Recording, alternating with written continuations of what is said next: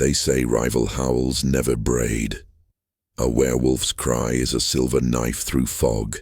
A dogman's is gravel and smoke. The woods can tell the difference.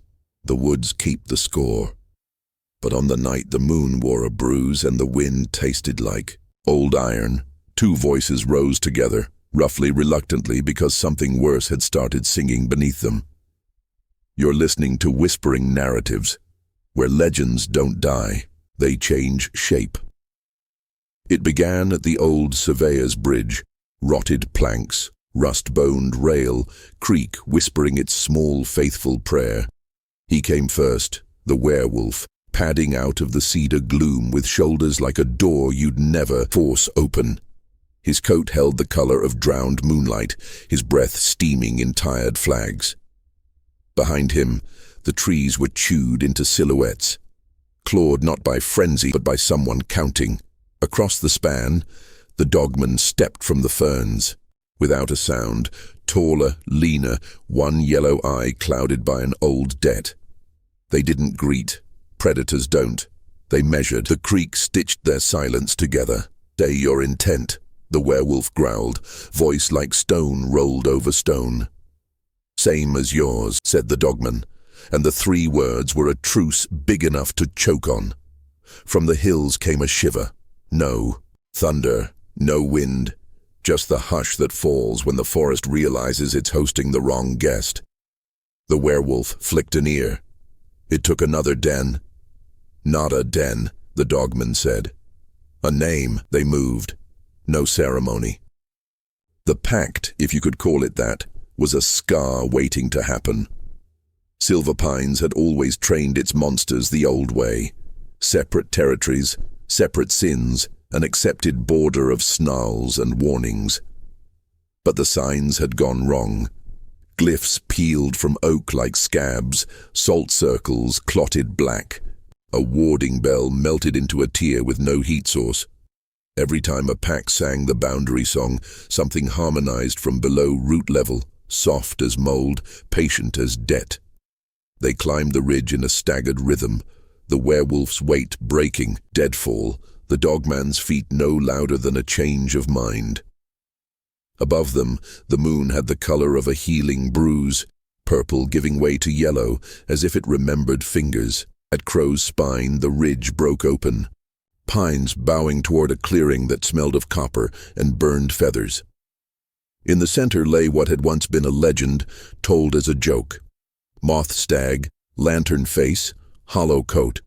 One of those patchwork fears everyone adds to. Now it was a garment turned inside out, skin crawling with lines that pulsed like veins reading a map.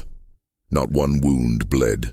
Every mark was a healed injury remembering itself. The dogman crouched, traced a circle and rune in the dirt. The soil rejected it, collapsing the sign before it finished. It won't keep wards, he said. It eats them, the werewolves. Teeth flashed, acknowledgement, not comfort. Cursed, not cursed, the dogman murmured. Curses, plural.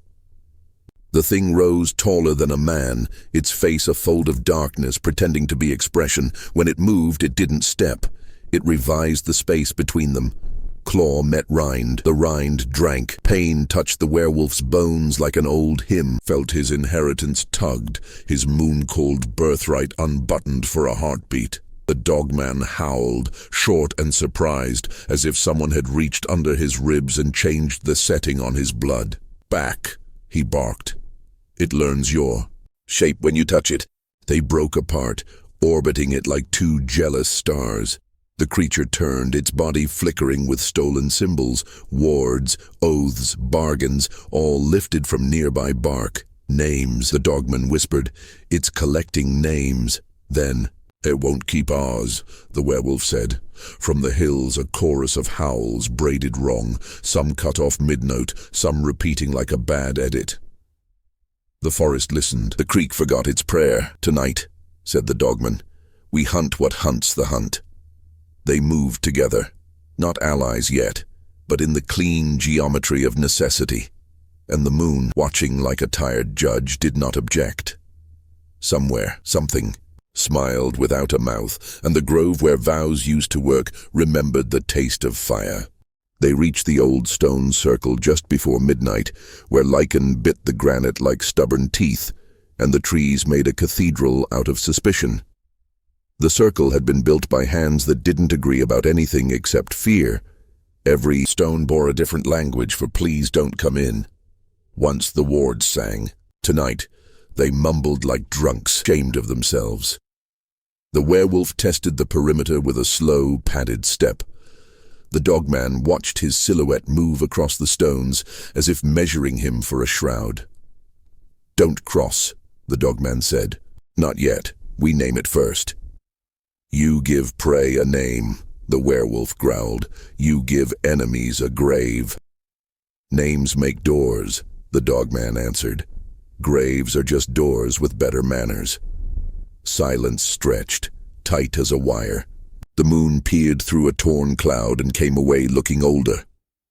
The werewolf knelt, no submission, only leverage, and dragged a claw across the packed soil. This time the ground didn't flinch. He pressed until the claw bled a clean black red. Line the earth agreed to hold. He shaped the curve, the notch, the hook, an oath sigil from a dialect taught bone to bone. The dogman drew his own beside it, angles and bites, a ribbon of meaning that looked like a hunting trail if you'd never been hunted. Their symbols touched. The air thinned, like the forest took a polite step back to let the past through. "Speak," the dogman said, voice pitched to ritual, under witness. No owl answered. A pine creaked as if remembering wind. The creek far below tried to pray again and managed only a cough. The werewolf's muzzle lowered, and words came in, a cadence older than his teeth.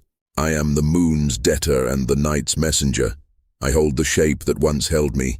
I swear a shard of dominance to purpose until purpose ends, or I do." The dogman's lip lifted, not a snarl, only nostalgia pretending to be contempt. He spoke in his own cadence, a rhythm that smelled like barns and river mud and long roads walked in straight lines. "I am the crossroads son and the field's outlaw. I keep the silence that keeps me. I swear a thread of cunning to purpose until purpose ends, or I do." They looked at the twin sigils, at the tremor between them. The werewolf said, "We put our oaths in a circle, or a line, a spiral," the dogman said, and there was the slightest grin in it, the kind you give a rival when the card you're about to play is found family and not a knife. He dragged his claw in a slow, tightening curl, looping both sigils until the shapes shared a spine. "The earth held 3 laws," said the dogman, "or we eat each other by accident." "3," said the werewolf, "and when it ends, it ends. No debt carried. First, do not touch it with what you are, only with what you do." The werewolf nodded. "Second, do not speak your true name, not even by mistake." They waited for the third law to show its face.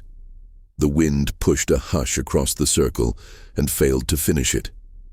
The werewolf closed his eyes, listening to the ache in his bones. Every night he'd changed, and every morning he'd paid for it, stacked like plates. "Third," he said, surprising himself with the softness of it. "When one falls, the other carries the purpose forward. No rituals, no songs. We don't leave the hunt half done." The dogman's good eye glinted. "A decent law from a creature that bites first. Biting is just talking with conviction." A sound unstitched the moment, the tiniest tink, as if a bell had lost its faith and cracked. They both turned toward the tree line. Between 2 firs, darkness collected like a puddle and rose to its feet. The cursed cryptid did not step into the circle. It made the circle longer. The stone seemed farther apart when it stood there, as if the geometry of the place remembered an older draft. Its rind writhed with writing that wasn't words, only decisions. Somewhere on its flank, a symbol like... Their spiral flickered and then maliciously improved itself. "See?" the dogman said softly. "It learns the verbs we make." The werewolf's hackles lifted. Then we starve it. How? We hunt without names. We strike without inheritance. We fight it with borrowed selves. The dogman blinked. He had not expected that from a creature who wore his bloodline like a crown. You propose a fast. I propose a mask. The werewolf's voice dipped to the register of memory. There is a rite. My mother called it the ash shift. You carry a shape that's not yours, a decoy of you, woven from humble things. Bark, wool, smoke. It breaks if you show pride. It holds if you stay small. The dogman considered, gaze skimming the stones, the soil, the rough sleeves of night between trunks. I know its cousin. Fieldmen call it the scare self. You stitch a posture out of old tools and last year's straw, walk in it until the crows forget your real face. Together, the werewolf said, and the words sounded like a bone reluctant to set. We'll make something ugly enough to live. The cryptid tilted as if amused, and a borrowed ward fluttered across its hide like a compliment inscribed in ash. The dogman's claws tightened. We need a place with rules. Grindstone Chapel, the werewolf said at once. He didn't like how quickly the answer came. The stones there remember being a roof. Old sermons make stubborn ghosts. They moved, this time in consensus so raw it looked like grace. The dogman ghosted ahead through brush that closed behind him like a secret. The werewolf followed, heavy and deliberate, each footfall a promise the ground couldn't refuse. Branches snagged and kindly let go. The moon snagged and did not. Grindstone Chapel wasn't a chapel anymore. 4 walls half-height, a nave paved. In fallen leaves, an altar that was just a flattish rock with a good memory. The air held that particular cold you get, where people used to ask questions out loud. The werewolf gathered shed fur, a rope of creek moss, 3 bristles from a boar's back, a child's lost mitten full of pine needles, 4 breaths caught in his cupped hands and released into the pile so they'd forget which one was his. The dogman added, straw from an old scarecrow rafter, the buckle from a work boot, 2 nails from the wrecked pew, a length of twine he kept for sleepless nights. He unwound a small bell from around his neck, a common ugly bell, the kind you tie to a goat to hear it disgracing itself in the dark. For waking, he said. For warning, the werewolf said. They worked quick, the way you work when dawn has teeth. Together they plaited the ash shift and the scare self, a rough coat of borrowed life. It looked like something even the moon would forget to accuse. The werewolf slipped into it first, the dogman holding the seams with steady hands. The thing settled over him like humility and bit. He stifled the snarl. Pride would split the ditch. He breathed shallow, thinking of small rooms and low bridges. Walk, the dogman murmured, and the werewolf walked not as a king of anything but as an animal with errands. The ash shift held. Now you, the werewolf said, voice thinned by the mask. They traded places. The dogman shouldered the scare self, let it bend him into a posture that remembered chores and fences and quiet refusals. His heart slowed, too. Something sensible. His eye, both of them for a moment, forgot how to glare. They stood, dull and unimportant as twigs. The chapel breathed easier around them. At the doorway, the cryptid's shadow blotted the night, and then withdrew, as if scenting for a feast and finding only pantry scraps. The writing along its rind dimmed a fraction. Good, the dogman whispered. It can't taste us. Not yet, said the werewolf. We make the 3rd law true. He touched the spiral on the floor with one careful claw. The dogman set the bell beside it, the little tongue silenced with a twist of twine. 3rd law, the dogman repeated almost kindly. If one of us falls, the other carries the purpose. No rites, no songs. Outside, the forest shifted its weight. The werewolf lifted his head, his voice down to a steady ember. Purpose. Starve the curse thief. Teach it hunger until it turns on itself. End it before it ends what we are. The bell, tied mute, knocked once against the stone. Tink, The smallest amen. The cryptid slid along the tree line unsatisfied. They waited, breath and heartbeat behaving like citizens for once. In the hush, even the ruined sermons approved. Dawn, the Dogman said. We take it at the ravine, stone to stone. It won't be able to revise the air there. Too many rules. The werewolf nodded. We hold until then, together. The word had thorns and a little warmth. Together, said the werewolf, and didn't choke on it. In the broken chapel, among the borrowed skins and second-hand courage, the pact settled like a cloak with a history. The moon, snagged in black branches, considered them a long while, then slipped free, as if granting permission it would deny remembering later. And far off, where the creek relearned its prayer, the water finally found the next word. The world narrowed to the ravine. Two cliff faces leaning in close enough to whisper, floor slick with runoff and the thin musk of rot. Fog hung in lazy veins between the rocks. The werewolf and the Dogman moved single file, one shadow feeding the other. This place hates noise, the Dogman said. His voice came out low, a soldier's superstition. Then we'll make noise worth fearing, the werewolf muttered, his claws flexed against the stone. The sound was teeth grinding.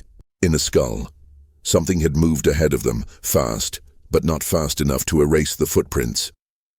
Three-toed, inverted like a mistake in the design of things. The tracks steamed faintly. The ground beneath each one sagged as though time itself weighed heavier there. The werewolf sniffed. Still wet, the Dogman's hackles rose. Then, it's listening.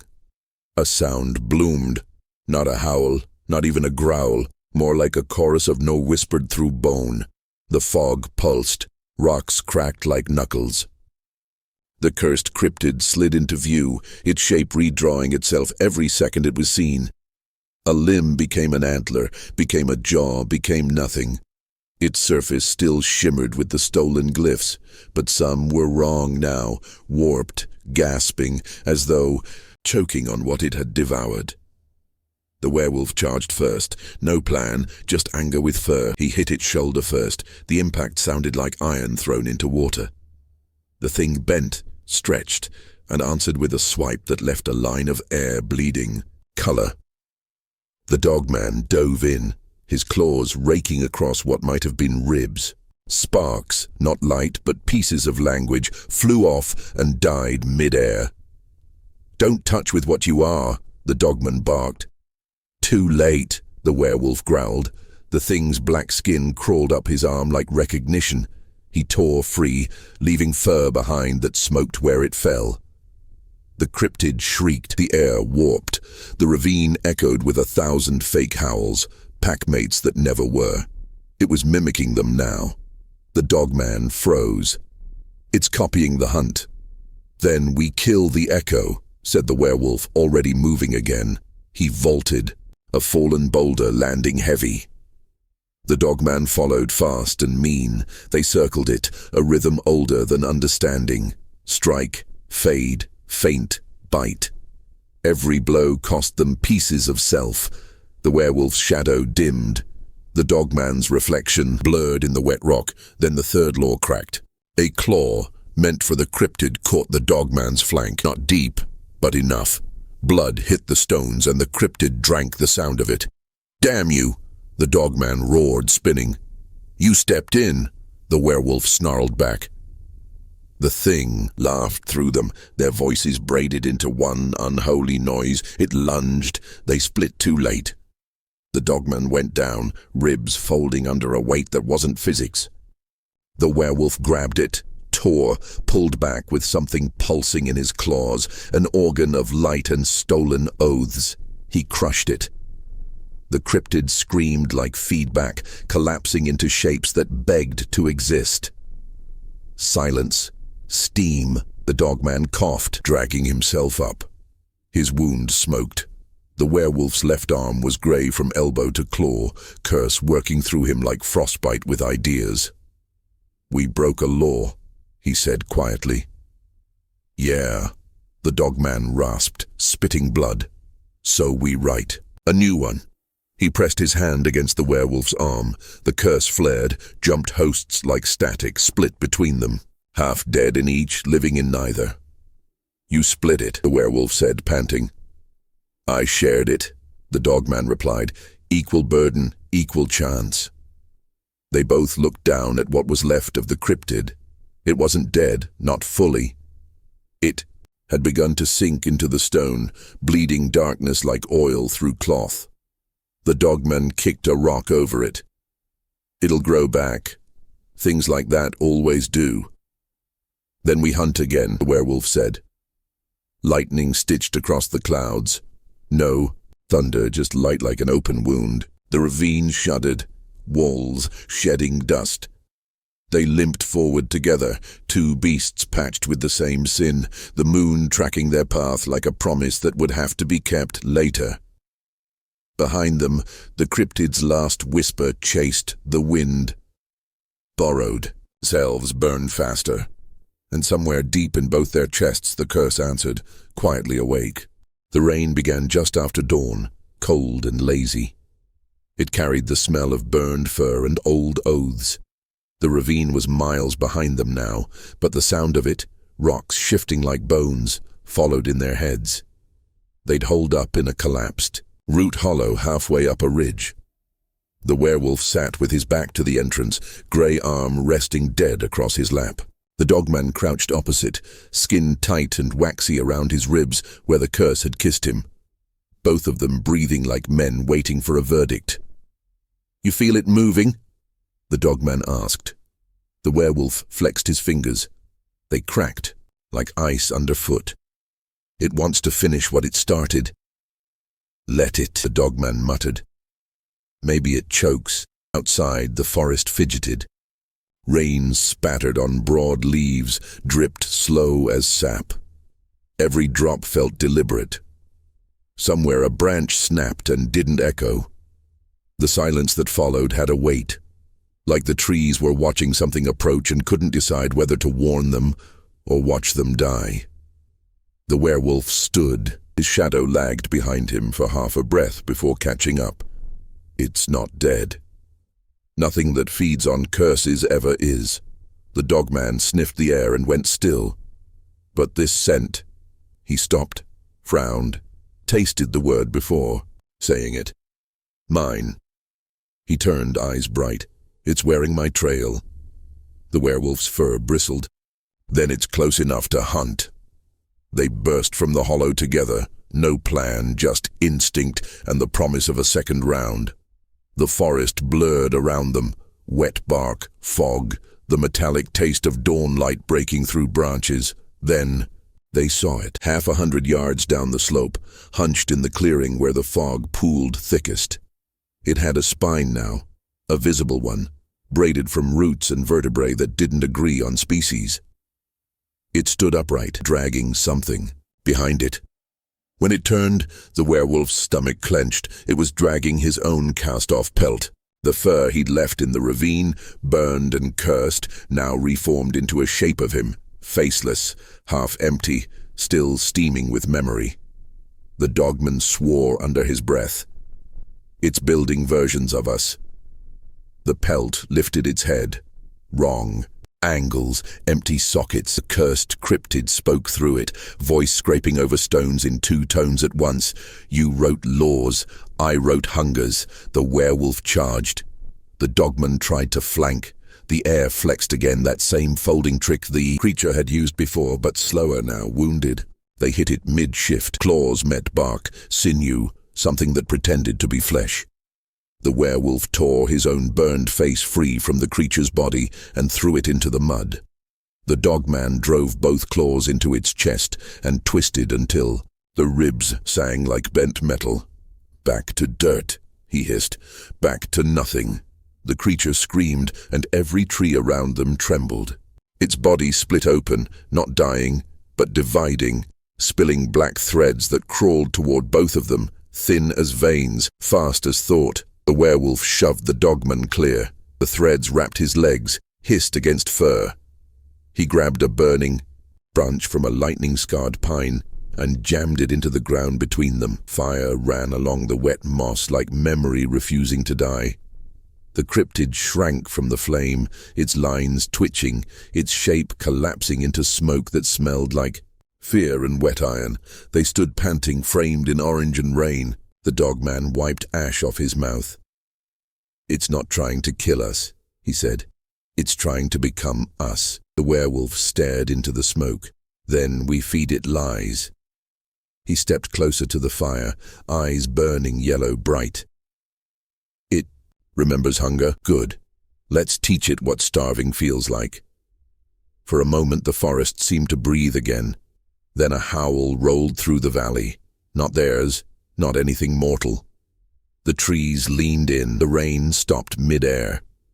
The cryptid's voice returned from everywhere at once. "I remember everything that ever wanted the moon." The light died. The fire spat like it was angry to still exist. Smoke climbed the wet air in ribbons, carrying the smell of pine and burned oath. The werewolf hunched beside it, cradling his gray arm. The Dogman crouched opposite, his breath a fogged rhythm, his claws tracing slow circles in the dirt. Neither spoke at first. Talking felt like an invitation. The werewolf finally broke the silence. "It knows our scent now. Every heartbeat we give it, it gets smarter. Then we stop giving," said the Dogman. He pulled a strip of rawhide from his belt, wound it tight around his bleeding ribs. The hiss of pain that followed wasn't entirely his. A second voice echoed it, faint and wrong. The werewolf's ears twitched. "It's still near." Then, in the firelight, a new color slid across the flames, a greenish shimmer that didn't belong to heat or wood. The light bent, and for a heartbeat the fire looked like an eye trying to remember what shape it used to have. Through its gaze, the forest was a nervous system, roots pulsing, rocks beating like hearts. Every sound was a taste, every memory, a scent. 2 moving lights, one silver, one ember, flared in the dark. It watched them, not as enemies, but as templates. The werewolf's skin crawled. "It's watching from inside something." "The fire," the Dogman said, realization crawling over his face. "It's learning warmth." A crack echoed.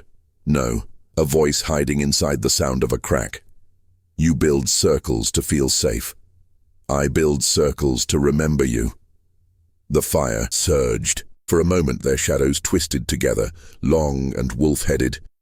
Then one broke away, moved on its own, mimicking the Dogman's gesture a half-second late. He froze. "It's copying us again." The werewolf grabbed a burning branch, jammed it into the ground between them. "Names. It steals through names." That's what it meant. He looked across the flame. "Tell me what your pack called you before." "The road." The Dogman's growl was pure warning. "That's not for sharing. It's the only way to anchor you. The curse is inside both of us now. It's hunting for a door. If we don't speak it, it'll name us itself." A beat. Rain. Ticking on the leaves. The Dogman sighed through his teeth. "Rain." The name came out like gravel poured on metal. The werewolf nodded. "Talon." The fire stuttered. The smoke coiled. The forest leaned closer to listen. For a moment, the light steadied. Their reflections came back into the fire. Scarred. Breathing. Alive. The curse hesitated. The fire knew them now. Then, from somewhere deep in the flames, the cryptid spoke again. "Now I know you twice." The fire exploded upward, sparks turning to symbols mid-air. Fragments of their names twisting into shapes they didn't recognize. They dove back, instincts snarling. The Dogman's bell, the one from the pact, rattled against his chest, ringing a sound too low for human hearing. The air bent, a cursed light hissed, recoiling. The werewolf pounced, driving the burning branch into the ground where the flame had erupted. "You can't own what's already broken," he roared. The forest answered with movement. Hundreds of small creatures fleeing, branches cracking like ribs. For a moment, silence. Then the werewolf heard it, breathing. Not his, not Wren's, but layered over both. The curse had found a rhythm between them. It spoke through shared lungs. Purpose, it whispered, is the finest cage. They stumbled apart. The werewolf's claws hit dirt, dragging deep.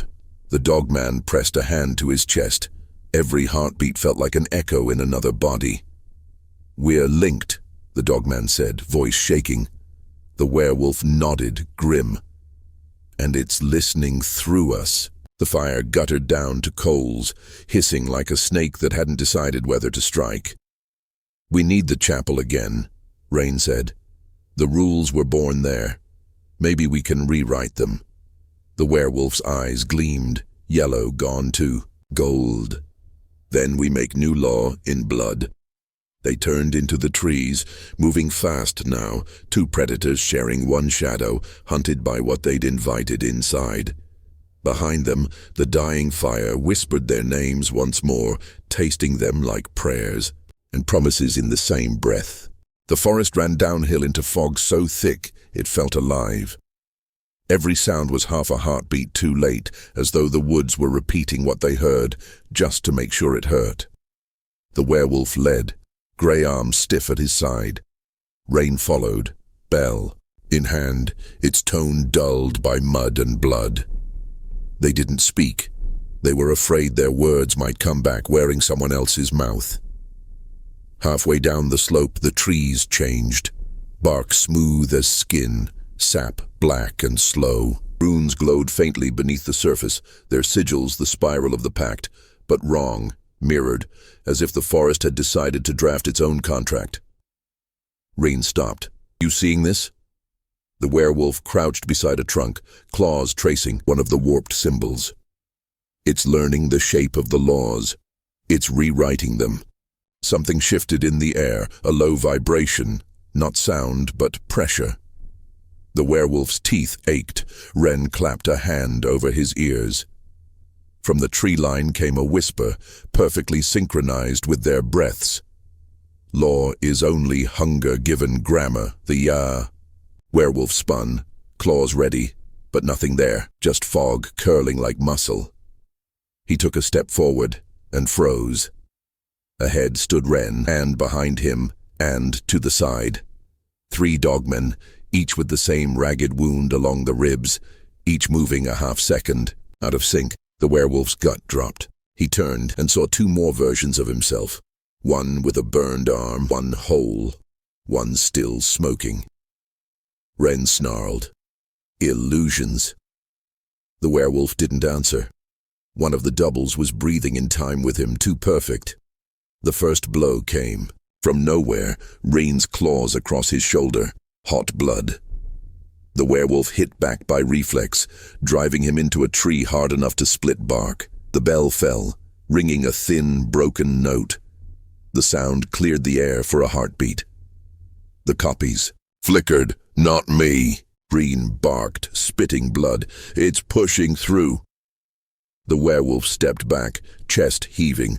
The curse pulsed up his arm like a second pulse, whispering he would finish you to keep the hunt pure. Reen's head tilted, eyes unfocused. He already broke the 3rd law. They both froze, because they'd both heard the same voice inside and out. "Get it out," the werewolf snarled, clawing at his arm. "Get it out." Rain dropped to one knee, hands to his skull. "It's using us to speak itself." The ground buckled. The mirrored runes in the trees flared bright, blinding. Their packed sigil, the spiral, burned up from the soil, twisting, reforming. "Law 3 amended," the air declared, every tree vibrating with the sound. When one falls, the other becomes the mouth. The werewolf's grey arm seized. His eyes rolled white. The curse ran up his spine like lightning. He fell, twitching, growl stuck in his throat.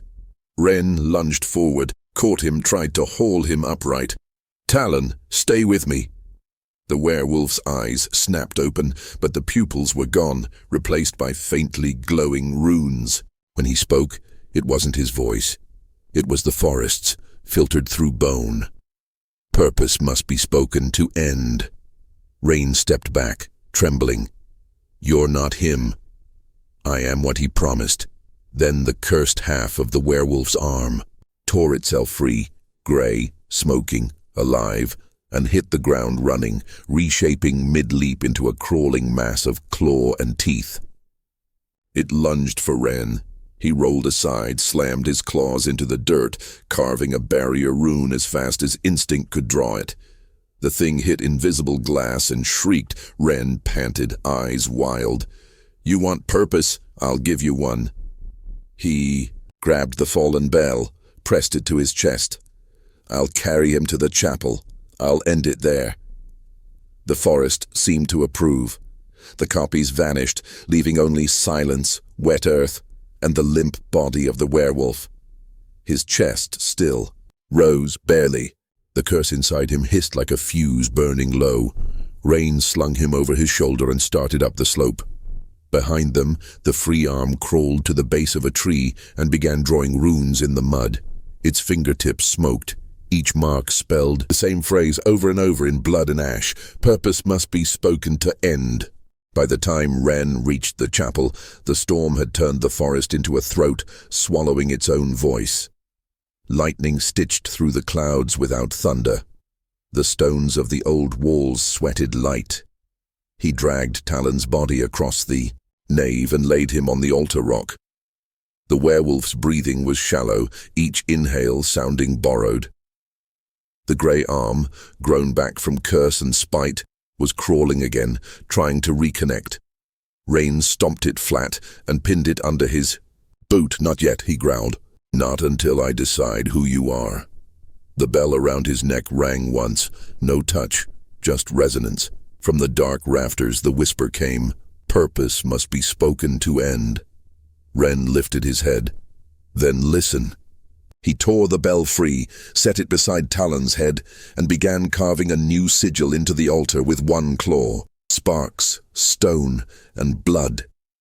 Each cut hummed with a wordless chord that made the walls tremble.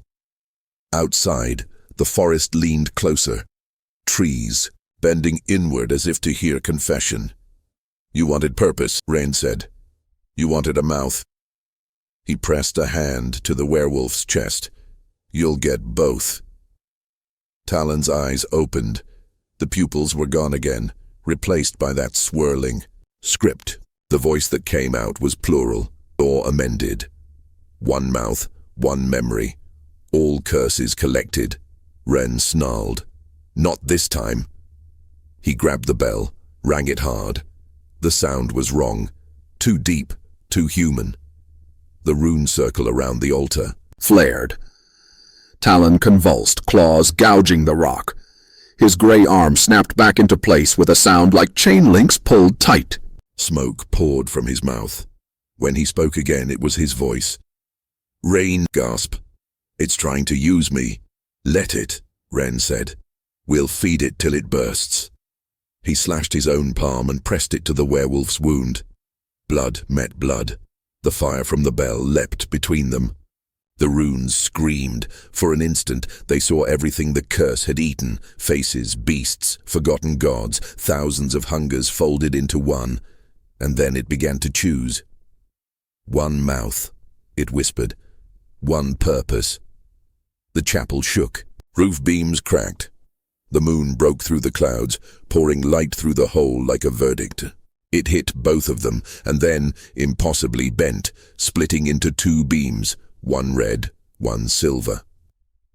Ren staggered. The light burned through his wound, searing a spiral of sigils into his ribs. Talon rose, his fur catching the light, half glowing, half shadow. The curse had made its choice. "Run," Talon said quietly. Ren shook his head. "We finish it." The altar split. Fire burst up, carrying with it the shape of the cryptid, reborn, made of everything they'd ever feared. No form, just the suggestion of teeth and intent. Talon lunged, catching it mid-rise, dragging it back into the flames. His voice tore through the storm. "Purpose spoken, to protect what remembers us." The curse screamed through both of them. The fire went white, then violet, then gone. When the smoke cleared, The chapel was a skeleton of stone. The moonlight fell soft on ash. Rain stood alone, half his body silvered, the bell melted to his hand. He looked down, no sign of talon. Just a trail of scorched paw prints leading into the forest. Wind moved through the ruins, carrying a voice that might have been his friend's or the curse's final echo. We starved it. But hunger never dies, it just changes shape. Rain turned toward the trees, the faintest smile under the blood. Then I'll keep hunting. The forest exhaled. Somewhere, far off, a single lonely howl climbed into the clouds. And the moon, bright and empty, listened like it had learned nothing at all. If you heard that howl, you're part of the pact now. Don't let the silence have you. Subscribe before the moon changes again, and tell me in the comments, did the curse die with them or did it learn your name too?